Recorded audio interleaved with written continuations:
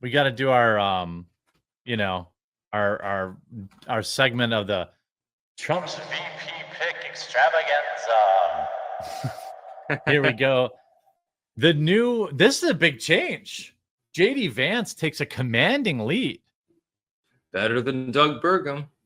He's better than Burgum because even though he's got a personality. Yeah, the knock on him is that at one point he was like a never Trumper or something like that, which is a fair criticism. But most people don't know that. People that watch our stream or people that know us or whatever, they know that, but most people don't know that. It's not going to hurt him in the general. And JD Vance does a great job. I still, for the reasons you brought up, I think you're correct that JD Vance is too big a personality for Trump, that Trump won't want him. Burgum is a Trump guy. Just sit back there with your bushy eyebrows and you know, don't take the spotlight away. What do you make of this change? Is this because I think JD Vance just went on like Fox News and I don't know why Burgum was surging in the first place, because he was never mentioned. He was an also ran. I just don't understand why people always thought that Doug Burgum was at the top of the list. Yeah, it never made any sense. I just don't get it. I guess only because he was in the debates. Maybe. Yeah. He was present. He ran. Yeah, I mean, he ran and he didn't humiliate himself and he bowed out when he should. Like, maybe. I've got to show off this extremely comfy kitty, by the way. Oh, look at that kitty. Look at that little kitty, Tommy. Nice pink mouse there, Styx, too. Yeah, that was originally Liz's, but mine broke, so I had to borrow hers. Yeah, I'm only 5% gay. Oh my. That's a pretty yeah. That's within the margin of error. Yeah, I don't know. JD Vance, I guess we're going to know next week, man. We're going to know. Trump's going to announce next week. It's going to be pretty legendary. Yeah, he'll speak on Thursday. I don't think, knowing Trump, and we one thing I think you and I both do fairly, and it sometimes rubs people the wrong way, but like, it's the truth. Like acknowledging Trump's ego. Like some people are like, well, he does have an ego, maybe the biggest I've ever seen. And so the idea that Biden too. Yeah. I mean, geez, if you run for president, you're already probably a megalomaniac. But like, I don't think, do you still agree? I think this is your original idea to give the correct amount of credit. There is, I feel like almost no chance that Trump announces at the convention, because it will, then all the headlines will be about the VP and not him. Yeah, but it would also be very star-studded. So, I mean, getting the extra attention anyway, and then putting him in the background, I think would benefit him. Yeah, and you're kind of like, to use a wrestling term, you would be putting him over, meaning you'd be putting him into the cultural zeitgeist more. Like people would be more familiar with his name, so that way when you send him out there to campaign for you, I think Wisconsin, and the Midwest, people know who he is. You know, I think my top three would be Tulsi Gabbard is the one that I would pick if I were Donald Trump. It's not clear whether his handlers and aides want him to do that. Secondly would be Ben Carson, because he's quiet, unassuming, he can stay in the background, and he's likable, which is much more important as well. Super likable. Yeah. And he's been loyal. He's the opposite of Dick Cheney. He's actually like, okay, well, if the presidency falls to him, I don't have to worry about him starting a nuclear war, probably. And he's been super loyal to Trump. I want to point that out too. Yeah, and the number three would be Mike Flynn, actually. Mike Flynn did come out of nowhere. There was an FCC registration that Mike Flynn came out to say was fake, but that could also just be him saying, oopsie doopsie, it got out there. Yeah. And I don't want people to, I Flynn would I don't be expect it to be any of these people, unfortunately, at this point. But if I had my druthers, if it was one of those three, it would be an A+. Whereas other people on the list, JD Vance, I'll give him a C+. Perfectly fine. Not going to turn me off the ticket. Perfectly fine. Burgum, yeah, I'll give him a C. He's all right. Rubio gets a C. Vivek gets like a B. He would be a little he'd bit be all better. right. At the very least, he's really well spoken. So Is Flynn the scorched earth pick?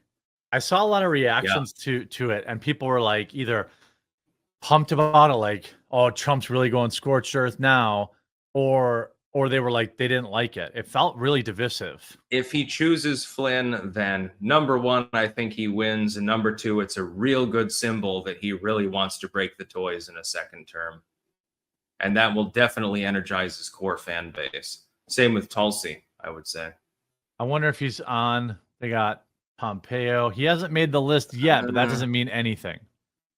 It's not going to be Noam, and it's definitely not going to be Sununu. You know that. Noam dog. Are you really putting RFK Jr. on there? That would be very bad. He's running his own candidacy. And let's just say in a world where that would happen, Trump would lose my vote. I'm dead serious. Like I would if he were to choose RFK Jr., I'd think he flipped his lid. That's what I mean. I'd still end up voting for him in the end because, Biden has also clearly flipped his lid. But yeah, all these people, I mean, Mike Pence is Sonny, all these people are off. Nikki Haley. No way. She's not even being considered for any position.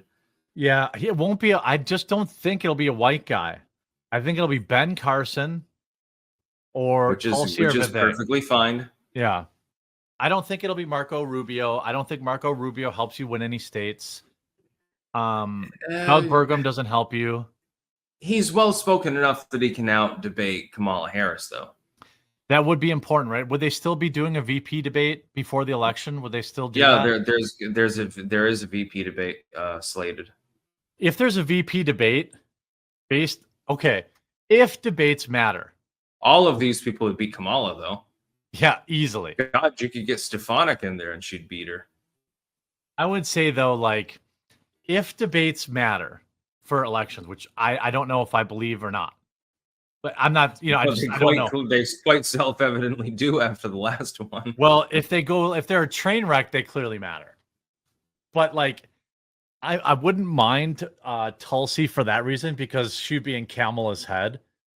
Like, she wrecked her so bad last time that, like, but if the debate mattered, then I would want Vivek or Tulsi because Vivek can debate. Like, he would do excellent. Yeah. You want somebody younger. Yes, I agree too. And if you're not going to go with somebody considerably younger, go with Ben Carson because people are comfortable with him. He's very innocuous. He literally was memed up as the quiet, the happy guy, sort of like an Uncle Tom caricature.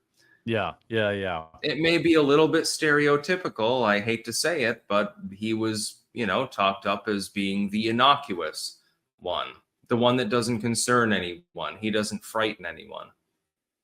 Yeah, and I know that nobody owes anybody anything. I know that.